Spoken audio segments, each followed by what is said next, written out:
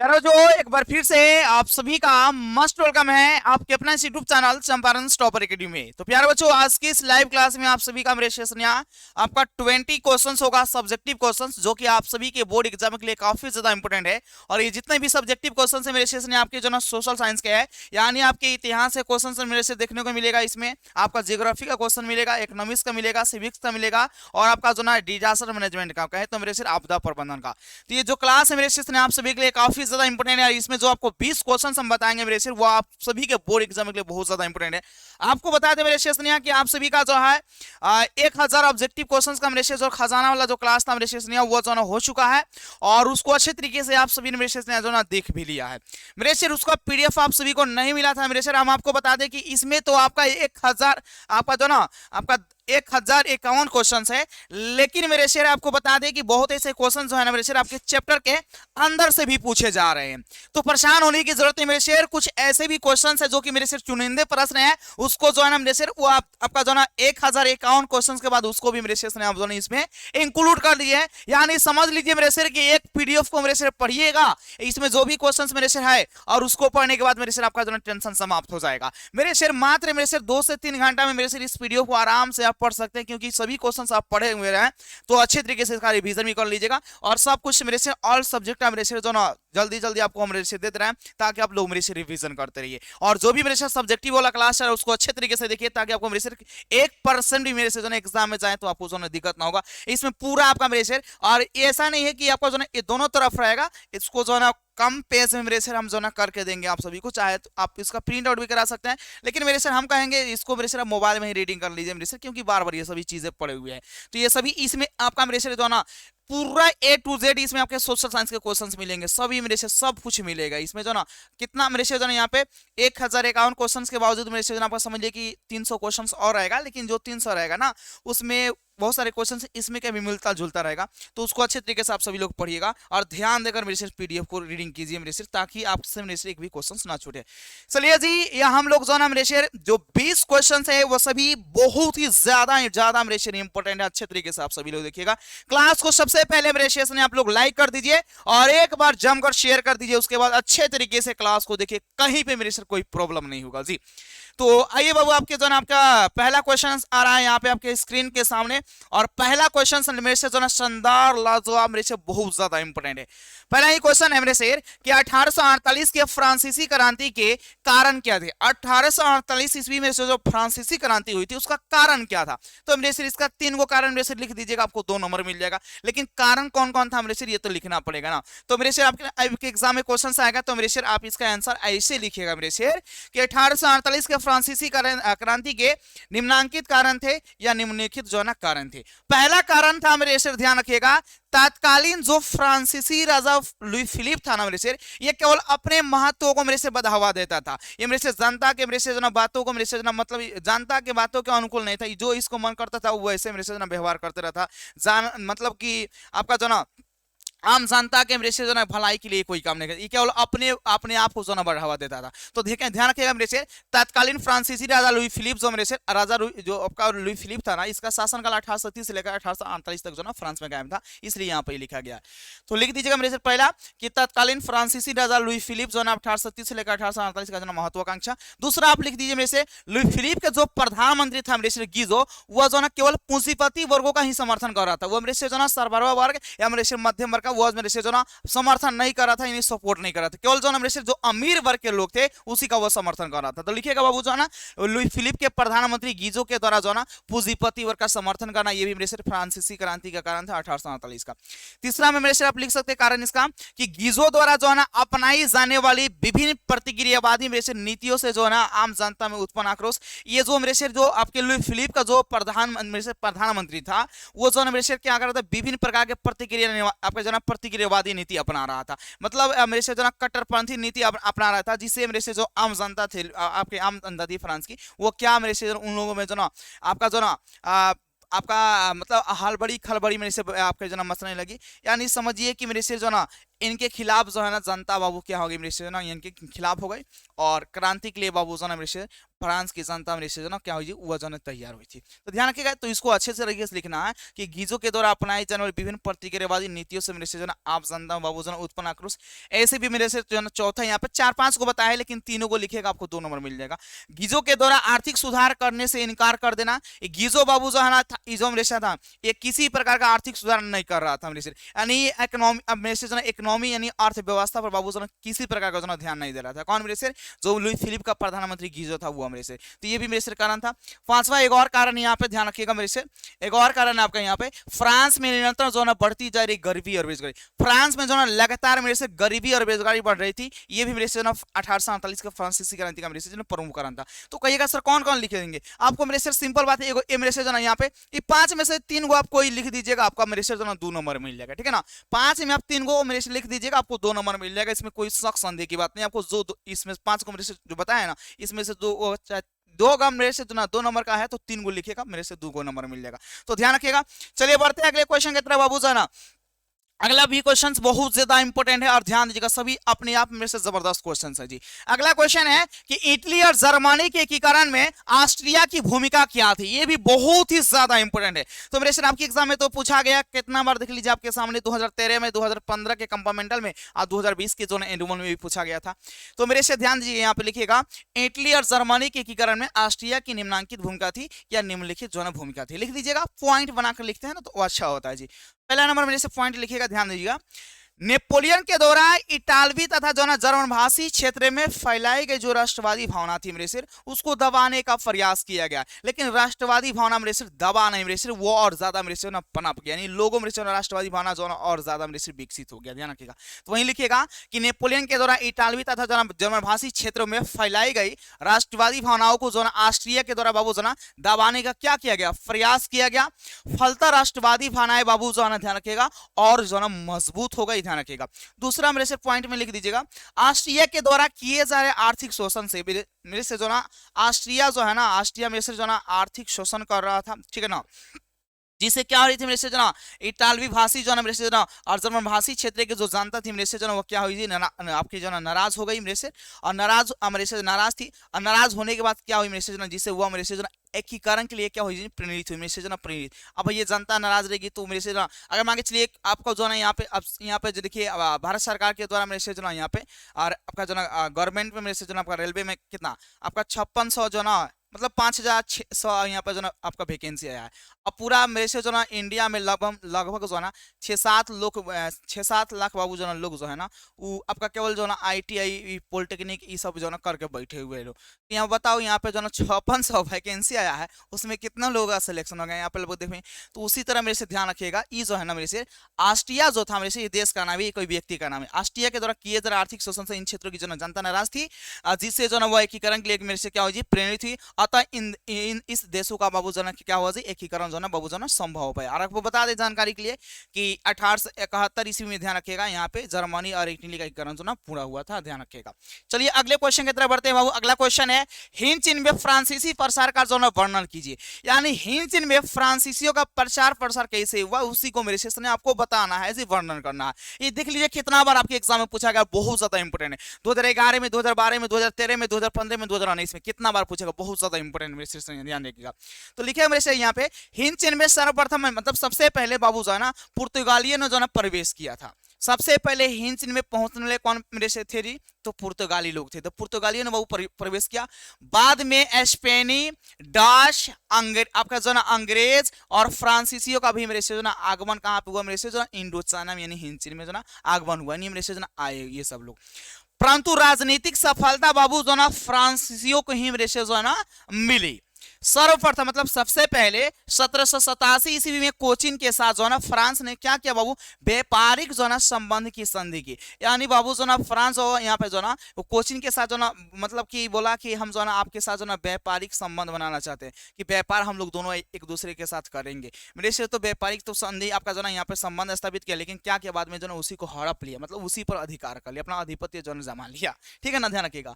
तो सर्वप्रथम 1787 में कोचिन के साथ जो ना फ्रांस ने जो ना व्यापारिक जो ना बाबू यहाँ पे संबंध की संधि की, और 1862 में बाबूजन उस पर अधिकार भी क्या कर लिया मेरे से, अधिकार अपना जमा लिया, अधिकार कर लिया। साथ ही 1863 में जो है ना कंबोडिया, आपका जो है ना 1873 में तोकिन और 1884 में अनाम और 1904 में मेरे से ना लाओस को बाबूजन संरक्षित राज्य बना लिया, यानी इस पर भी मेरे से ना अधिकार कर लिया। तो ये आपके मेरे से ध्यान रखिएगा, आपके एग्जाम पूछेगा हिंसिन में फ्रांसीसी प्रसार का वर्णन, हिंसिन में जो ना फ्रांसीसियों का प्रसार कैसे हुआ उसी को लिखना है। तो सिंपल बात है, मेरे से लिखिएगा, ये भी 2 नंबर आपको दिलेगा। इसी तरह मेरे से लिखिएगा, आपका एक भी नंबर नहीं कटने वाला है, ध्यान रखिएगा।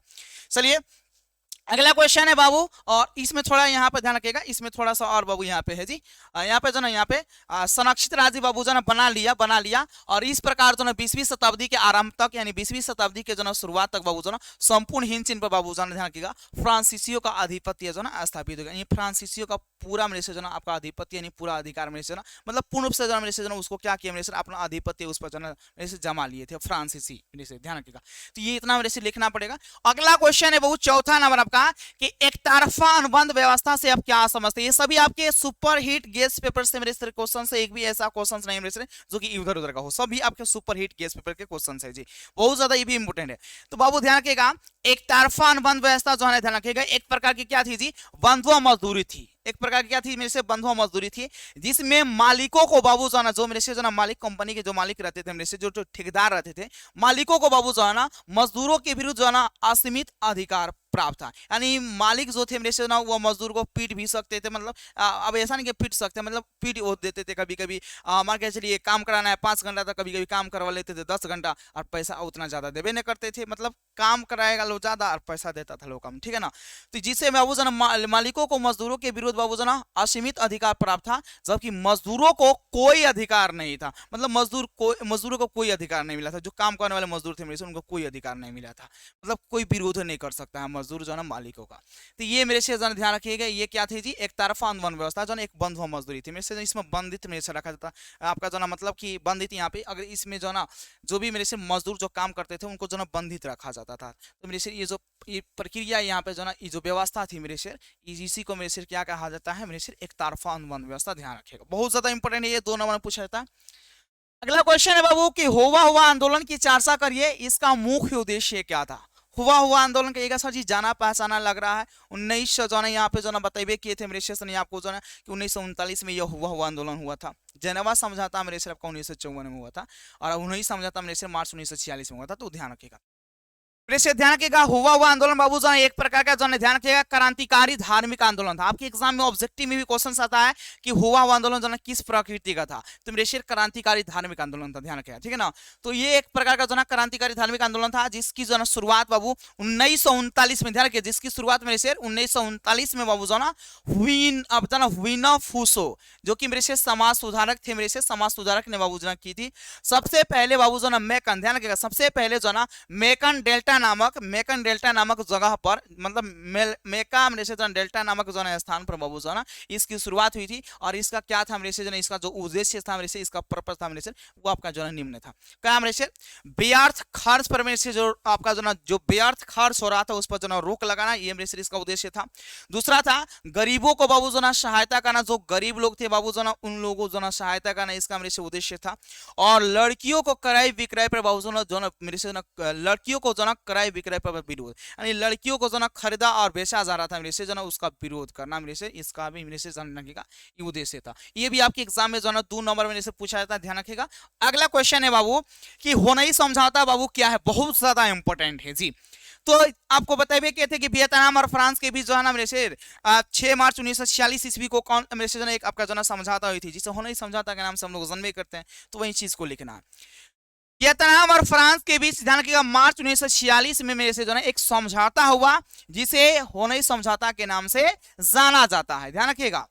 इस समझौते के अनुसार, किस समझौता के अनुसार, होनई समझौता के अनुसार फ्रांस ने बाबू जो है फ्रांस ने वियतनाम को जो है एक स्वतंत्र गणराज्य के रूप में बाबू जो है स्वीकार कर लिया था। और एक चीज यहाँ पे ध्यान रखिएगा, आपके ऑब्जेक्टिव में क्वेश्चन आता है कि वियतनाम को जो ना स्वतंत्र गणराज्य जो ना गणराज्य यहाँ पे जो ना आपका जो ना कब यहाँ पे जो ना प्राप्त हुआ था, तो 1945 में। कब जी? 1945 में, ध्यान रखिएगा, ऑब्जेक्टिव में आता है, तो मेरे से ध्यान रखिएगा। अब वियतनाम का मेरे से जो ना वियतनाम का एकीकरण कब पूरा हुआ था, तो वो आपका वियतनाम का एकीकरण हुआ था मेरे से 1975 में पूर्ण, ध्यान रखिएगा वो मेरे से कुछ और है। और यहाँ पे जो ना यहाँ पे वियतनाम को स्वतंत्र मेरे से गणराज्य के रूप में बाबू जो ना कब यहाँ पर स्वीकार किया गया था, तो 1945 में। बाकी इसका एकीकरण पूर्ण होता है 1975 में। ये ऑब्जेक्टिव में आता है, तो ऑब्जेक्टिव में सब आपका दिया गया, वो 1000 वाला जो बता रहे थे ना उसमें सब कुछ है। अगला है जेनेवा समझौता कब और किनके बीच हुआ था, आना गया मेरे, ये भी बहुत ही ज्यादा इंपॉर्टेंट है। तो ध्यान रखिएगा बाबू, यहाँ पे जेनेवा समझौता जो ना मई 1954 ईस्वी में, ध्यान रखिएगा मई 1954 में जो ना होची मिन्ह समर्थक बाबू, जो होची मिन्ह था वो जो ध्यान रखिएगा होची मिन्ह समर्थक बाबू जो साम्यवादी देशों यानी साम्यवादी देशों और बावदाई जो हमरे से जो ना उपपूंजीवादी देश का क्या करता था, हमरे से जो समर्थन करता था। तो यही चीज लिखिएगा कि जेनेवा समझौता मई 1954 में जो ना होची मिन्ह समर्थक जो ना साम्यवादी देशों यानी होची मिन्ह था अमृतसर, ये साम्यवादी देश का समर्थक था, ठीक है ना, समाधि यहाँ पर साम्यवादी देशों और बावदाई समर्थक जो है बाबू जो है पूंजीवादी देशों के बीच हुआ था।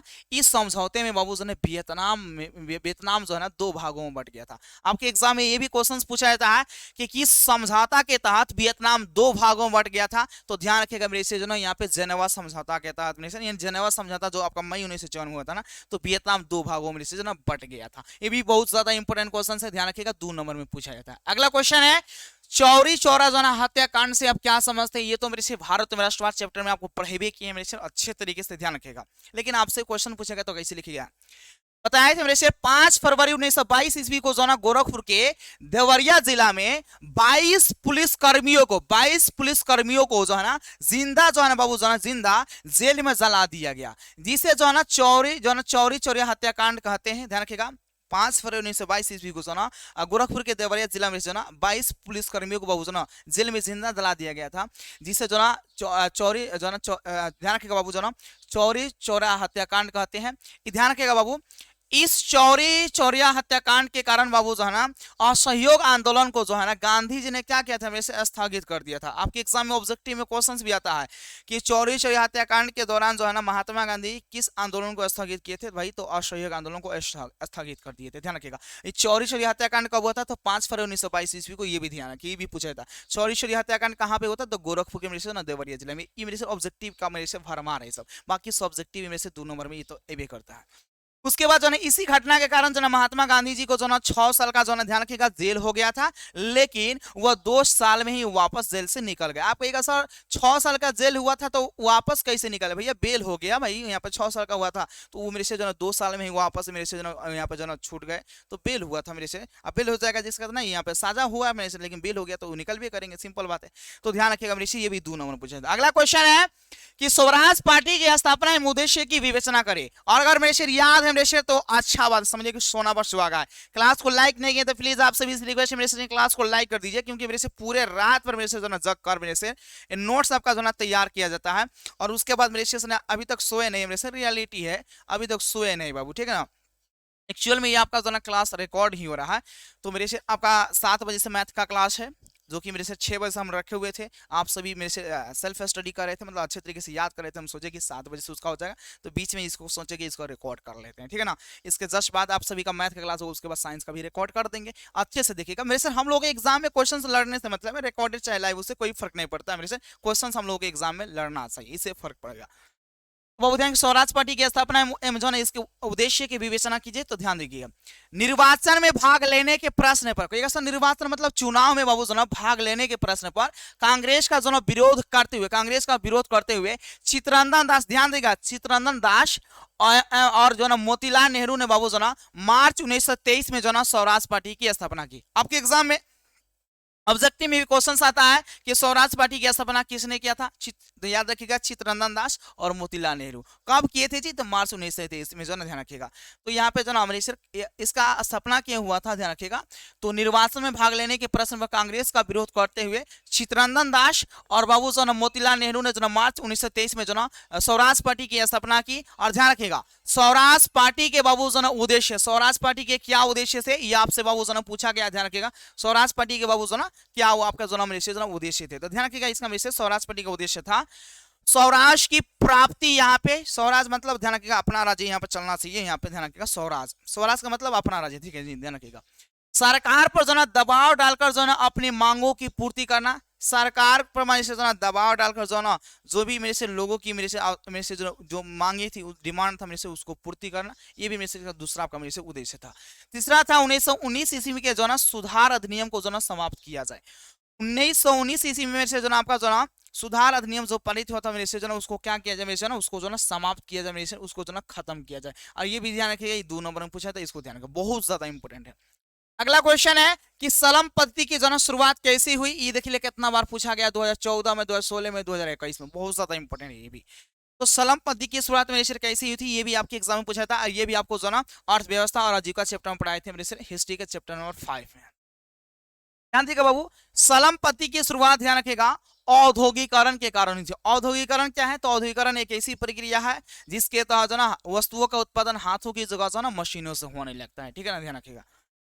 तो सलम पद्धति की शुरुआत औद्योगिकरण के कारण हुई। औद्योगिकरण के कारण ध्यान रखिए, औद्योगिकरण के कारण जो है ना कुटीर उद्योग मेरे से समाप्त हो गए। कुटीर उद्योग मेरे से जो आपके मेरे से आपके लघु उद्योग थे मेरे से, छोटे मेरे से पैमाने पर जिसका उद्योग किया जा रहा था, वो सब क्या हो गए जी, समाप्त हो गए, समाप्त हो गए।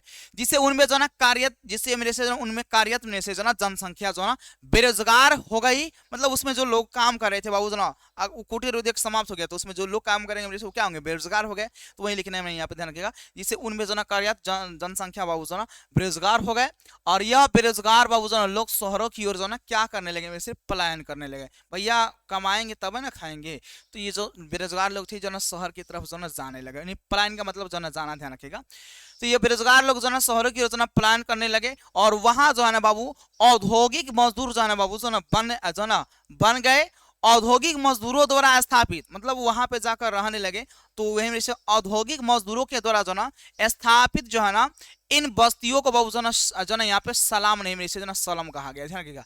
सलम जो है ना यहाँ पे सलम जो ना कहा जो ना सलम जो है ना कहा जाने लगा, और यह पद्धति जो है ना बाबू ध्यान रखिएगा सलम पद्धति जो ना कहलाई। बहुत ज्यादा इंपॉर्टेंट है, ध्यान रखिएगा, बहुत सिंपल है मेरे से, और ये भी आपके एग्जाम में 2 नंबर में पूछा है। वहाँ पे सलाम नहीं बाबू जो ना यहाँ पे सलम होगा, ध्यान रखिएगा। सलम जो ना मतलब जहाँ पे औद्योगिक मजदूर जो ना रहना शुरू किए उसी बस्ती को जो ना सलम कहा गया, और कहा जाने लगा, और ये जो पद्धति थी बाबू जो ना वो सलम पद्धति जो ना कहलाई, ध्यान रखिएगा। ये भी 2 नंबर पूछा था, अच्छे तरीके से ध्यान रखिएगा। अगला क्वेश्चन है भूकंप के प्रभाव को जो ना कम करने के जो ना 2 उपाय को बताइए। भूकंप को कैसे कम किया जाए, उसका जो ना 2 आइडिया आपको जो ना 2 उपाय बताना है, तरीका बताना है, तो ध्यान दीजिएगा बाबू। भूकंप के प्रभाव को जो ना कम करने के 2 उपाय लिख दीजिएगा, और यहाँ पे और पॉइंट बाई पॉइंट लिखो। पहला मेरे से भवनों को जो है ना आयताकार होना चाहिए। देखिए आपके एग्जाम में ऑब्जेक्टिव में क्वेश्चन पूछा जाता है कि भूकंप प्रभावित इलाके में जो है ना मकानों की निर्माण कैसी होनी चाहिए, तो आयताकार होना चाहिए, वर्गाकार नहीं, मेरे से त्रिभुजकार नहीं, वृत्तिकार नहीं, तो गिर जाएगा, भूकंप आएगा, तो आयताकार होना चाहिए। तो ध्यान रखिएगा भवनों यानी मकानों के जो ना मेरे से जो ना भवनों को जो ना आयताकार होना चाहिए, और नक्शा साधारण होना चाहिए, इन्हीं के जो ना खूब डिजाइन फिजाइन में पता चला कि न्यू जो ना खत्म हो गया, एक बार जो भूकंप आया तो पूरा घर गिर गया। तो ये नक्शा भी साधारण होना चाहिए, मतलब समान होना चाहिए।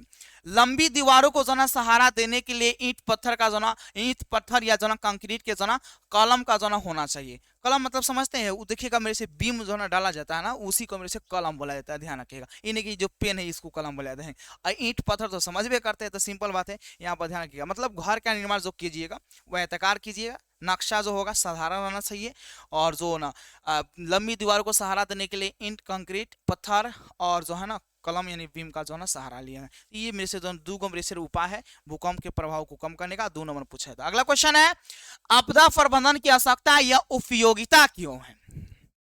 आपदा प्रबंधन की आवश्यकता क्या है या इसकी क्या उपयोगिता है, ये भी पूछा जाता है। कितना बार पूछा गया, ध्यान रखिएगा। 2018 में, 2019 में, 2021 में, 2022 में फर्स्ट या 2022 के जो ना सेकंड, बहुत ज्यादा इंपॉर्टेंट है बाबू। तो आपदाएं चाहे किसी प्रकार का आपदा, भैया 2 ही प्रकार का होता है, एक आपका जो ना प्राकृतिक आपदा और दूसरा जो होता है मानव जनित आपदा होता है, ठीक है ना, ध्यान रखिएगा। जो प्राकृतिक के द्वारा घटित होगा उसको प्राकृतिक आपदा बोलेंगे, जैसे कि भूकंप, सुखाड़, सुनामी, चक्रवात, ये सब जो प्राकृतिक आपदा है। आपका भूखमरी, रेल दुर्घटना, सड़क दुर्घटना, रासायनिक जो ना दुर्घटना, ये सब क्या होगा मेरे से, आतंकवाद, ये सब जो ना मेरे से मानव जनित आपदा है, ठीक है ना, ध्यान रखिएगा। आपदाएं चाहे किसी प्रकार का हो, उनको उनके जो ना घटित होने से बाबू जो ना जान माल एवं जो है ना प्राकृतिक संसाधनों की जो ना अपार क्षति पहुंचती है, यानी अपार में जो ना हानि पहुंचती है। आपदा से न केवल जो है ना विकास के कार्य अवरुद्ध होते हैं, मतलब आपदा मेरे से आएगी, भूकंप या जगह घर बन रहा तो घर गिर गया तो भाई विकास यहाँ पे, रोडे बन रहा है भूकंप या रोडे फट गया भाई तो क्या विकास का कार्य मेरे से अवरुद्ध हुआ, मेरे से रुकावट डाला कि नहीं, रुकावट उसमें आया नहीं। तो यहाँ पे ध्यान रखिएगा, आपदा से न केवल जो है विकास के कार्य अवरुद्ध होते हैं, वरन में बाबूजान मतलब वरन विकास कार्यों में बाबूजान नई नई बाधाएं भी क्या होती है जी, उत्पन्न हो जाती है, नई नई बाधाएं भी आ जाती है, यानी उत्पन्न हो जाती है। आपदाओं को रोकने के लिए रोकने में से रोकने, उसकी तीव्रता को जो ना कम करने तथा घटित हो जाने के बाद, यानी आपदा मेरे से आने के बाद मेरे से ना मतलब आके जो ना चले जाने के बाद, यहाँ पे भूकंप आएगा तो भूकंप आपका मेरे से हमेशा थोड़ा रहता है, भूकंप आएगा मेरे से उसके बाद आपका मेरे से बंद भी होता है। तो घटित हो जाने के बाद उनसे होने वाली क्षति को यथासंभव, यथा मतलब जो ना कम मेरे से जो ना यथासंभव कम करने के लिए आपदा प्रबंधन की क्या होती है बाबू, आवश्यकता होती है। ये भी आपका ये सर इतना बड़ा है, बड़ा नहीं है बाबू ना अच्छे तरीके से, और ये सब रटा नहीं जाता है मेरे से, इसको एक दो बार पढ़िएगा ना वो आराम से एग्जाम में जाएगा तो लिख दीजिएगा, अब पढ़ ही नहीं रहेगा तो लिखिएगा क्या, तो अच्छे तरीके से पढ़ लीजिएगा। क्लास को मेरे शेयर से लाइक नहीं किया तो फटाफट क्लास को लाइक कर दीजिए, शेयर नहीं किया तो क्लास को शेयर जरूर कर दीजिएगा अपने सभी दोस्तों में, ताकि सभी दोस्त सब कुछ देख लेंगे। अगला क्वेश्चन है कि सुखाड़ की अवधि में बाबू मिट्टी की नमी को बनाए रखने के लिए आप क्या करेंगे। सुखाड़ की अवधि में मतलब सुखाड़ के समय में से ना मिट्टी की नमी की मिट्टी के हाल को बनाए रखने के लिए आप क्या कीजिएगा। तो सिंपल बात है, ध्यान दीजिएगा, लिखिएगा सुखाड़ की अवधि में बाबू मिट्टी की नमी को बनाए रखने के लिए निम्न जो है ना उपाय करने चाहिए। पहले का घास का आवरण रहने देना चाहिए, इन्हें की जो ना घास आपका जो ना हरियाली जो है ना आपका उगी हुई है, आप जाकर उसको जो ना कुदाल लेकर जो ना उसको मतलब साफे कर दीजिए, तो क्या होगी मेरे से ना मेरे से जो मिट्टी की मेरे से जो ना नमी है वो क्या हो जाएगी नमी मेरे से, तो अब उस पर से घास को अगर छील दीजिएगा तो क्या होगा बाबू जो ना धूप पड़ेगा, धूप पड़ेगा तो सूख जाएगी, तो खत्म हो जाएगा। तो ध्यान रखिएगा कि घास का आवरण बाबू जो ना रहने देना चाहिए, यानी घास जो है ना बाबू उसको उसी तरह छोड़ दीजिए, नमी मेरे से जो ना बनी रहेगी मिट्टी का। खेतों की गहरी जुताई किया जाना चाहिए, मेरे से देखते हैं ना आप कोई भी फसल उपजाते हैं तो खेत की जो ना जुताई लगातार कराते हैं, 2 बार 3 बार जो ना एक जो ना का बोलते कि दोहरा के चांस का बोलता है लोग, उनको समझ नहीं आता जी, चांस लोग बोलता है लोग, मतलब 2 बार जो जुताएगा ना, एक बार तो मेरे से आपका सोमरा उसको बोलता है लो, सोमरा बोलता है लो, ठीक है ना, मतलब 2 बार उसको जोताएगा लो, एक के टाइम में 2 बार, मतलब एक बार जोताएगा फिर दोबारा जाना, तो उसी को मेरे से।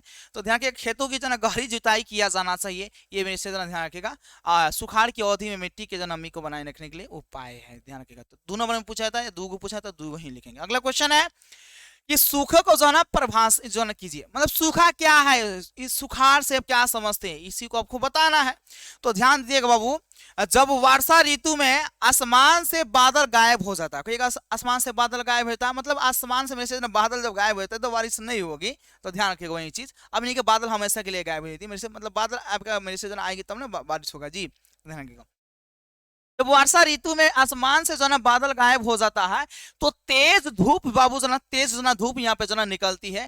कृषि पानी के अभाव में, कृषि जो है ना मेरे से कृषक जो होता है मेरे से कृषक, अब कृषि कार्य कीजिएगा, धान उपजाइए, गेहूं उपजाइए, कोई भी फसल उपजाइएगा, अगर पानी ना हो मेरे से तो फसल उपज पाएगा नहीं, उपज पाएगा तो नहीं अच्छा से पैदावार हो पाएगा। कृषक पानी के अभाव में खेतों के कार्य नहीं कर पाते हैं। भूमिगत जल का जो है भूमिगत जल का मेरे से जो ना भूमिगत जल आपका तालाब हो गया, कुआं, यहाँ पे भूमिगत जल का जो है स्तर नीचे चला जाता है। देखते हैं कि गर्मी के दिनों में जो है ना बहुत सारे कल में से पानी ही नहीं निकलता है, हैंडपंप से पानी निकलता, सूख जाता है, कॉलवे सूख जाता है, ठीक है ना, ध्यान रखिएगा। भूमिगत जल का जो है स्तर बहुत नीचे चला जाता है। पीने के पानी भी क्या है किल्लत होने लगता है, पीने के पानी भी नहीं मिलते हैं, किल्लत होने लगता है। ऐसी स्थिति को जो है ना सुखाड़ कहे जाते हैं, ध्यान रखिएगा। सूखा जो है एक प्राकृतिक आपदा है, और जो अपना प्रभाव जो है धीरे धीरे, आपका सुखाड़ कैसे आती है मेरे से, धीरे धीरे आती है, अचानक नहीं आती है, जो अपना प्रभाव जो है मेरे से धीरे धीरे डालता है। 50 सेंटीमीटर से कम वर्षा होना जो ना सुखाड़ की स्थिति जो ना सुखाड़ की जो ना स्थिति उत्पन्न होती है। मतलब किसी क्षेत्र में अगर 50 सेंटीमीटर से जो ना कम बारिश होता है मेरे से जो ना बारिश हो रहा है ना, तो क्या होगी मेरे से वहां पे सुखाड़ हो जाएगी। उससे ज्यादा होगा तो ठीक है, अगर कम हो रहा है तो समझ लीजिए मेरे से वहां पे सुखाड़ होकर भी करेगा, फसल अच्छी तरह से नहीं उपज पाएगी। तो ये भी बाबू जो ना बहुत ज्यादा इंपॉर्टेंट, ये भी 2 नंबर में पूछा था।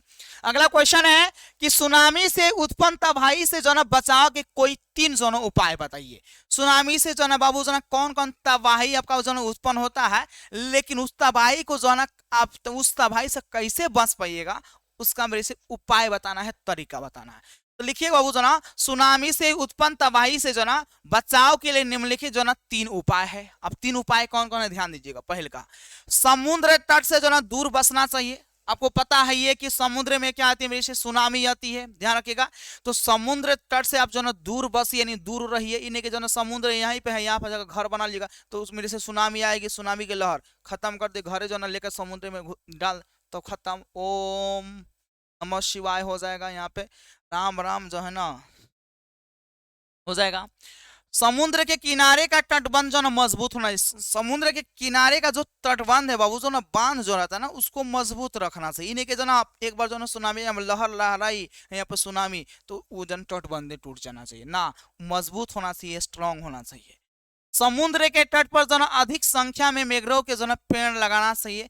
मतलब मैंग्रोव के पेड़ जो ना समुद्र के जो तटबंध होते हैं, जो बंद होते हैं, उस पर जो ना मैंग्रोव का पेड़ लगाएगा ना, तो मिट्टी का कटाव नहीं होगा, अर्थात तटबंध का कटाव नहीं होगा। तटबंध का कटाव नहीं होगा ना, तो मेरे से सुनामी जो आएगी ना, सुनामी की जो लहरें आएगी ना, वो मेरे से उसको नहीं तोड़ पाएगी, उस तटबंध को, ध्यान रखिएगा। तो ये मेरे से जो ना 3 गो तरीका है, 2 नंबर में पूछा जाता है। कितना नंबर में? 2 नंबर में।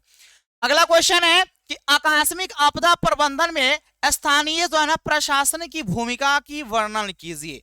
यानी आकस्मिक आपका आपदा प्रबंधन, जो मेरे से आपका जो ना अचानक कोई मेरे से जो ना आपका जो मेरे से जो ना घटना घट जाता है, उसमें मेरे से जो ना स्थानीय प्रशासन की क्या भूमिका होती है, उसी को मेरे से बताना है आपको। ये भी क्वेश्चंस बहुत ज्यादा इंपॉर्टेंट है, कितना बार पूछा गया देख लीजिए, 2018 में, 2020 में, 2021 में, बहुत ज्यादा इंपॉर्टेंट, ध्यान दीजिएगा बाबू। देखिएगा, आकस्मिक प्रबंधन में स्थानीय जो है प्रशासन की भूमिका जो ना महत्व जो ना यहाँ पे जो ना महत्वपूर्ण होती है, मतलब काफी ज्यादा महत्वपूर्ण होती है, मेरे से इंपॉर्टेंट होती है। इसके लिए आवश्यक है कि राहत जो ना शिविर का जो ना निर्माण करे, राहत शिविर का निर्माण करे। यानी राहत बाबू जो ना शिविर का मतलब जहाँ पे मेरे से ना लोग जो ना अगर कोई किसी प्रकार का आपदा आ रहा है, मेरे से मान आगे लग गया, तो बहुत बहुत सारे वहाँ पे जो लोग भाग कर जो ना अलग हो जाए। बाढ़ आ गया तो भाई, बाढ़ आ गया तो ऊंची भूमि वाले स्थान पर जाएंगे। तूफान आ गया तो तूफान आ गया बाद घर और रहना चाहिए ना जी, ऐसा नहीं कि घर नहीं तो तूफान नहीं तो लेकर चला जाएगा, यहाँ पे तूफान में लोग उठ आ जाएंगे। यहाँ पे जो ना ध्यान रखिएगा कि इसके लिए जो आवश्यक है कि राहत शिविर का जो निर्माण करे, वहां सभी उपकरण जो ना प्राथमिक जो ना उपचार की सामग्रियां जो ना उपलब्ध कराए, तथा जो ना एम्बुलेंस, अमन के लिए कहीं पे आगे लग गया जी, उसमें कोई व्यक्ति जल गया, तो उसमें क्या कीजिए, प्राथमिक उपचार के तौर पर ठंडा पानी डालिएगा, वो तो ऑब्जेक्टिव में भी करता है। तो यहाँ पे वहां पे जो ना प्राथमिक उपचार के लिए सामग्री उपलब्ध कराएं, तथा एम्बुलेंस, डॉक्टर, अग्निशामक यंत्र। इसमें वैसे जो ना CO2 गैस रहता है, कार्बन डाइऑक्साइड में से जो ना वो खोल दीजिएगा ना, आग लगा रहेगा, तो कार्बन डाइऑक्साइड गैस के कारण जो ना आग क्या बुझ जाता है, ध्यान रखिएगा। अग्निशामक इत्यादि के जो ना व्यवस्था में तत्परता दिखाए। कागजी जो ना दवा पेश में न पढ़कर, यानी कि कागजी सुनवाई होगा तब यहाँ पे इनको ये कुछ मिलेगा नहीं। कागजी जो ना दवा पेश में न पढ़कर जो ना राहत जो ना राशि और राहत सामग्री को जो ना पहुंचाकर जो ना आपदा प्रबंधन को जो ना सरल एवं जो ना सहज जो ना बना सकते हैं। ये भी कितना नंबर पूछा जाता है? 2 नंबर। ये रटना उठना है, अच्छे तरीके से 2 बार पढ़िएगा, लिखिएगा, एग्जाम में जगह लिखिएगा, यानी कि रट गए उस तरह नहीं करना है। बाकी रट जाते हैं तो समझिए कि सोना पर सुहागा हो जाएगा, क्योंकि रटा हुआ चीज मेरे से ध्यान रखिएगा, ज्यादा दिन चलबो न करता है तो सोना पर सुहागा नहीं, मेरे से गड़बड़ा जाएगा। हम पढ़ते थे ना जब ससुरा, जब याद ना हो जाता तो छोड़बो न करते थे। प्राकृतिक आपदाओं के जो विभिन्न प्रकारों की जो विवेचना कीजिए। प्राकृतिक आपदा के मेरे से जो विभिन्न प्रकार के जो मेरे से जो विवेचना करना। आप कहिएगा सर अच्छा, आइए ध्यान दीजिए, मेरे से प्राकृतिक आपदा में हिम श्रृंखला भी आपका जो ना भूस्खलन हो जाएगा, आपका बाबू भूकंप हो गया, सुनामी हो गया, चक्रवात, ये सभी क्या है प्राकृतिक आपदा, उसी का मेरे से वर्णन करना है। ध्यान दीजिएगा, प्राकृतिक आपदाओं के अंतर्गत बाबू ध्यान किया, बाढ़, सुखाड़, भूकंप, सुनामी, चक्रवात और जो ना ओलावृष्टि, हिमस्खलन, भूस्खलन, वज्रपात, मेघ जो ना स्फोट इत्यादि आते हैं। आपके एग्जाम में ऑब्जेक्टिव में क्वेश्चन आता है निम्नलिखित में कौन प्राकृतिक आपदा है? ध्यान रखिएगा, बाढ़, सुखाड़, भूकंप, सुनामी, चक्रवात, हिमस्खलन, भूस्खलन, ये बहुत ज्यादा इंपॉर्टेंट है, ये सभी पूछा था, ये सब क्या है प्राकृतिक आपदाएं हैं जी। तो यहाँ पे मेघ स्फोट जो ना इत्यादि जो ना आपके मेरे से जो ना इत्यादि आते हैं, मतलब ये जो ना प्राकृतिक आपदा के अंतर्गत आते हैं। इनमें जो है ना बाढ़, ध्यान देखिए, इनमें बाढ़ जो ना सूखा, भूकंप, सुनामी जो ना अधिक जो ना विनाशकारी आपदाएं, मतलब अधिक खतरनाक मेरे से आपदाएं कौन है जी? आपका बाढ़ हो गया, सुखाड़ हो गया, भूकंप, सुनामी, ये अधिक जो ना मेरे से विनाशकारी, अधिक जो ना खतरनाक मेरे से आपदाएं हैं। और शेष जो है ना बाबू जो ना कम आपके जो ना विनाशकारी होते हैं, मतलब शेष जो आपदाएं हैं मेरे से जो बच रहे हैं ना, वो थोड़ा कम मेरे से जो ना विनाशकारी होते हैं, कम थोड़ा खतरनाक होते हैं। बहुत ज्यादा इंपॉर्टेंट, अच्छे तरीके से ध्यान रखेगा। चलिए अगले क्वेश्चन की तरफ बढ़ते हैं। क्लास को फटाफट मेरे शेष ने आप लोग शेयर कर दीजिए, लाइक नहीं किया तो लाइक कर दीजिए। अगला क्वेश्चन है आपदा के विभिन्न प्रकारों का वर्णन कीजिए मेरे से, ये भी बहुत ही ज्यादा इंपॉर्टेंट है। तो सिंपल बात है भैया, आपदा दो प्रकार के होते हैं, एक प्राकृतिक आपदा, दूसरा मानव जनित आपदा। उसी को अच्छी तरीके से लिख देना। तो लिखिएगा बाबू जाना यहाँ पे, पहले आपदा क्या है इसके बारे में लिख दिए। तो आपदा वह भयंकर घटना है जो अचानक घटित होती है, जिससे जो ना मेरे से जान माल की जो ना व्यापक क्षति होती है। क्या कहलाती है जी मेरे से? आपदा कहलाती है। तो वही लिखेगा कि वह जो ना भयंकर घटना, वह भयंकर घटना जो अचानक घटित होती है और जिससे जो है ना जान माल की जो है ना व्यापक क्षति होती है, आपदा कहलाती है। चाहे आपके एग्जाम में आएगा आपदा से आप क्या समझते हैं, उदाहरण के साथ लिखिए। तो वह भयंकर घटना जो अचानक घटित होती है जिससे जो ना जान माल की जो ना व्यापक क्षति होती है, जिसे हम लोग क्या बोलते हैं जी? आपदा बोलते हैं। अच्छा, जो ना आपदा कहलाती है, जैसे में बाढ़, सुखाड़, भूकंप, सुनामी लिख सकते हैं, वो भी 2 नंबर दिला जाएगा। और यहाँ पर ध्यान रखिएगा, जैसे मेरे से अरे आपदा के बारे में से पूछा गया तो थोड़ा आपदा के बारे में लिख दिए, तब नहीं इसके प्रकार के लिखे तो अच्छा रहेगा। जैसे बाढ़ हो गया, सुखाड़ हो गया, भूकंप, सुनामी, चक्रवात, भूस्खलन, आतंकवाद, नाभिकीय विस्फोटक, आग, आपका जो ना मेरे से आग हो गया, रेल आपका रेल तथा जो ना सड़क दुर्घटना, ये सभी क्या मेरे से जो ना आपके आपदा है। आप कहेगा सर कौन प्रकार का आपदा है? तो जो प्रकृति के द्वारा घटित होगा आपदा वो प्राकृतिक आपदा होगा, जो मानव के द्वारा घटित होगा वो मानव जनित होगा। आपका जो है ना बाढ़ हो गया, सुखाड़ हो गया, भूकंप हो गया, सुनामी, प्राकृतिक आपदा है। महामारी हो गया, आतंकवाद हो गया, रेल दुर्घटना हो गया, सड़क दुर्घटना हो गया, बम विस्फोटक हो गया, परमाणु बम अटैक, सब जो है ना मानव जनित होगा, जो मानव के द्वारा घटित होगा, मानव जनित होगा। तो वही चीज लिखेगा बाबू यहाँ पे। आपदा जो है ना निम्न जो है ना 2 प्रकार के होते हैं। आपदा कितने टाइप्स के होते हैं जी? 2 प्रकार के। कौन पहला प्रकार में से इसका? प्राकृतिक आपदा। आपदा का पहला प्रकार में से प्राकृतिक आपदा। प्राकृतिक आपदा के बारे में थोड़ा लिखिए, देखिएगा। प्राकृतिक कारणों से जो है आने वाली आपदा को प्राकृतिक आपदा कहा जाता है। प्राकृतिक कारणों से आने वाली आपदा को जो है प्राकृतिक आपदा कहा जाता है। जैसे कि बाबू जो है बाढ़, सुखाड़, भूकंप, सुनामी, चक्रवात, ये सब क्या है जी? प्राकृतिक आपदा। इतना सभी मेरे से जो है लिखिएगा, मेरे से आपके लिए बहुत ज्यादा सभी इंपॉर्टेंट है। उसके बाद इसका दूसरा प्रकार है मेरे से मानव जनित आपदा, उसके बारे में लिखिए। तो मानवीय कारणों से आने वाली आपदा को मानव जनित जो है ना यहाँ पे आपदा कहा जाता है। जैसे कि आतंकवाद, रेल तथा सड़क दुर्घटना, विस्फोटक हो गया, आपका महामारी, आपका महामारी मतलब भूखमरी हो गया, आग, आपका जो है ना आग लग गया। ईश्वर गॉड, यहाँ पे जो ना अल्लाह थोड़े आते हैं आग लगाने के लिए, भैया हम ही लोग आग लगा देते हैं ना जी। तो ये क्या है आपका जो ना सभी ये मानव जनित आपदा में आएंगे। बाकी ये मेरे सिर्फ बहुत ज्यादा इंपॉर्टेंट क्वेश्चन है कि आपदा जो ना कितने प्रकार के होते हैं। तो आपदा के डिफिनेशन लिखा, उसके बाद जो ना आपदा 2 प्रकार के होता है, उसके बाद आराम से लिखिएगा, कोई दिक्कत नहीं। अगला क्वेश्चन है कि भूकंप और सुनामी के बीच अंतर स्पष्ट। ये भी बहुत ही ज्यादा इंपॉर्टेंट है। भूकंप और सुनामी में क्या अंतर है ये आपको बताना है। भैया भूकंप क्या है ये ध्यान रखिएगा, ये भी पूछा जाएगा। भूकंप से आप क्या समझते हैं अलग, आपका 2 नंबर में, तो वो भी मेरे से लिख देगा, हो जाएगा। देखिए यहाँ पे भूकंप और सुनामी के बीच निम्नलिखित अंतर है। अब देखिए भूकंप और सुनामी जो ना दोनों क्या है जी? प्राकृतिक आपदा है। सिंपल बात है भैया, प्राकृतिक आपदा है तो प्रकृति के द्वारा घटित होता है, तो प्राकृतिक आपदा होना है जी। ध्यान रखिएगा, जब पृथ्वी की आंतरिक गतिविधियों के, ध्यान रखिएगा, जब पृथ्वी की आंतरिक गतिविधियों के कारण धरातल पर यानी वैसे जो ना पृथ्वी पर जो ना मिट्टी पर जो ना यानी धरातल मतलब जो ना जमीन पर बाबू जो ना अचानक कंपन उत्पन्न होता है, मेरे से अचानक हिल डोल जो है ना उत्पन्न होता है, तब इसे जो ना भूकंप कहा जाता है। क्या कहता है बाबू? भूकंप कहा जाता है। जब जो है ना इस प्रकार का कंपन जो है ना मतलब जब मेरे से इस प्रकार का कंपन सागर या महासागर के तल पर होता है, तो तब इसे जो ना सुनामी बाबू जो ना कहा जाता है। सिंपल बात है जी। भूपटल मेरे से जो ना पृथ्वी पर होने वाले कंपन को हम लोग क्या बोलेंगे? भूकंप। अब महासागर के तली पर जो ना समुद्र में से होने वाले कंपन को क्या बोलते हैं? सुनामी बोलते हैं। तो सिंपल बात है, लेकिन उसी को अच्छे तरीके से लिखिएगा तो मेरे से आपको ध्यान रखिएगा 2 नंबर मिलबे करेगा। ध्यान रखिएगा, बहुत ज्यादा इंपॉर्टेंट है। अगला क्वेश्चन है, ये भी बहुत इंपॉर्टेंट है। सहायकारिता से आप क्या समझते हैं? कितना बार पूछा गया देख लीजिए, आपके सामने है। सहायकारिता बहुत ज्यादा इंपॉर्टेंट, ये इकोनॉमिक्स का क्वेश्चन है, ध्यान रखिएगा। तो सहायकारिता क्या मेरे से? तो वह आर्थिक व्यवस्था जिसमें समान, ध्यान रखिएगा, वह आर्थिक व्यवस्था जिसमें समान आर्थिक सामाजिक, जिसमें समान आर्थिक सामाजिक जो है आर्थिक सामाजिक उद्देश्यों की पूर्ति के लिए बाबू जो ना स्वेच्छा पूर्वक, यानी कि दिल में छल कपट नहीं, स्वेच्छा पूर्वक मतलब जो ना निष्पक्ष मेरे से जो ना मिलजुल कर जो ना स्वेच्छा पूर्वक जो ना मेरे से मिलजुल कर जो ना कार्य किया जाता है, ध्यान रखिएगा, सहकारिता कहलाता है। कहिएगा सर इतना लिखेंगे 2 नंबर मिलेगा, हाँ भाई 2 नंबर मिलेगा तो मिलेगा, ध्यान रखिएगा। ये नहीं कि बड़का बड़का आंसर लिखना नहीं, टू द पॉइंट आंसर लिखिएगा मेरे से, ध्यान रखिएगा। और कैसा आप जो ना लॉन्गेस्ट का यूज किए, कैसे शब्द उसमें लिखे, इस पर भी डिपेंड करता है, बहुत ज्यादा इस मेसेज नहीं है जो ना इंपॉर्टेंट है, ध्यान रखिएगा। तो ये बाबू जो हो गया 20 गो कंप्लीट क्वेश्चंस। फटाफट मेरे से ने बताइए आपको जो है इसमें कितना याद था जी पहले से। मेरे से ने जो हम मेरे साथ पहले से जुड़े हैं मेरे से, पूरा मेरे से यकीन है कि आप सभी को पहले से ये 20 गो मेरे से जो ना 20 आपको पता होगा। अगर ना थोड़ा मेरे से अगर 1-2 को ना भी याद होगा तो अच्छे तरीके से देख ही लीजिएगा, सभी बहुत ज्यादा इंपॉर्टेंट है। ये बाबू जो है ना ये आपको बहुत ज्यादा मिल जाएगा, इसमें जो 1000 वाला, 1000 नहीं मेरे से 1300 लगभग इसमें क्वेश्चन होगा, ध्यान रखिएगा। सब मेरे से किताब के अंदर अंदर के निकालो के, ठीक है ना। 1300 जो ना बाबू जो ना लमसम जो ना 1300 क्वेश्चन होने वाला है, ध्यान रखिएगा, ठीक है ना। 1300 होगा, बहुत मेरे से इंपॉर्टेंट है और अच्छे तरीके से पढ़िएगा, सब कुछ का मिलेगा, ऑल सब्जेक्ट का, परेशान होने की जरूरत नहीं। तो मेरे सेशन में आप सभी लोग जो ना जुड़िएगा मैथ की क्लास में, बहुत ही ज्यादा इंपॉर्टेंट आपका क्लास होगा। बाकी मैथ के क्लास के बाद ही क्लास चलेगा, तो आप लोग कहिएगा शाम में भी आपका 5 नंबर वाला जो ना मैथ का क्लास होगा, सभी लोग जुड़िएगा। बाकी मेरे सेशन चलिए मिलते हैं फिर अगले क्लास में, आप सभी लोग तैयार रहेगा। साइंस का भी आपका सब्जेक्टिव वाला क्लास होगा, उसमें भी आप सभी लोग जुड़ जाइएगा, ठीक है ना। तो चलिए मेरे सेशन फिर मिलते हैं अगले क्लास में, तब अपना ख्याल रखिए और पढ़ाई अच्छे तरीके से कीजिए, हार मत मानिए मेरे से पूरे लगन के साथ तैयारी कीजिए, बहुत ही अच्छा आपका मेरे से रिजल्ट होगा और बहुत ही अच्छा आपका एग्जाम भी जाएगा। एग्जाम अच्छा जाएगा तो मेरे से रिजल्ट बेहतर भी करेगा।